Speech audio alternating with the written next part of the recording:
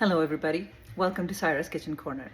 My sister was visiting me from the UK and I've mentioned her in several of my videos. Well, sadly she's leaving tomorrow and she requested that I make the dhaba style mash ki dal for her. So I'm gonna do that today. Let me show you how I do it.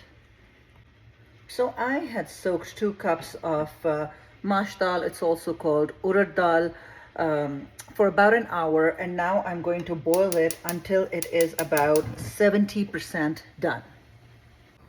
So while our dal is boiling on the side, I am going to start making the masala or the base for the dal. So I have here 1 big onion that I have blended. I'm going to add that.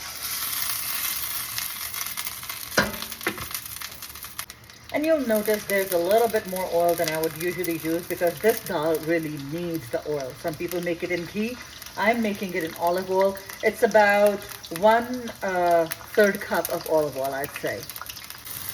So you will see as your dal starts to boil, there would be this foam on top. I'm going to take that foam off and throw it away. Please ignore everything else happening here. I'm making some food for my mom. But in here, once the onion has changed color, I'm going to add a big heaping tablespoonful of ginger garlic paste.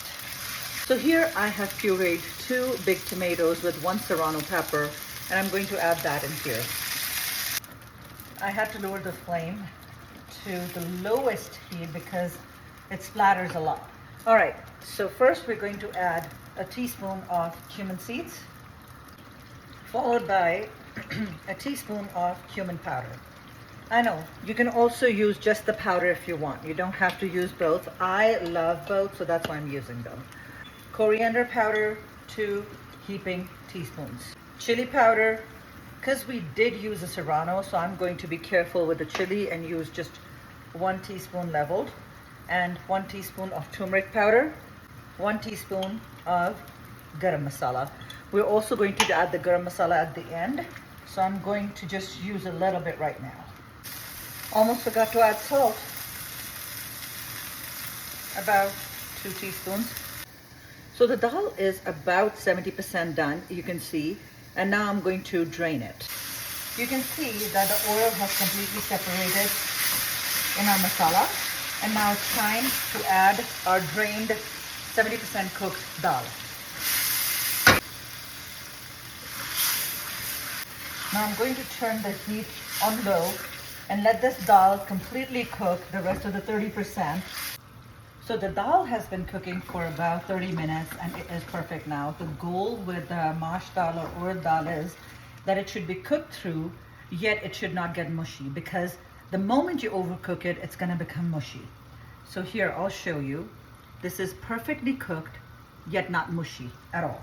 A teaspoon of garam masala. My dad used to love adding black pepper to it, but for me it's a bit too spicy. But absolutely you can do it if you want. Julienne ginger. 1 cut up serrano pepper. Just quickly stir. And there, your dhaba style mash dal is done. I didn't have cilantro at home, so I didn't put cilantro on it, but if you want to add cilantro, that would be even better. Thank you for watching. And until next time,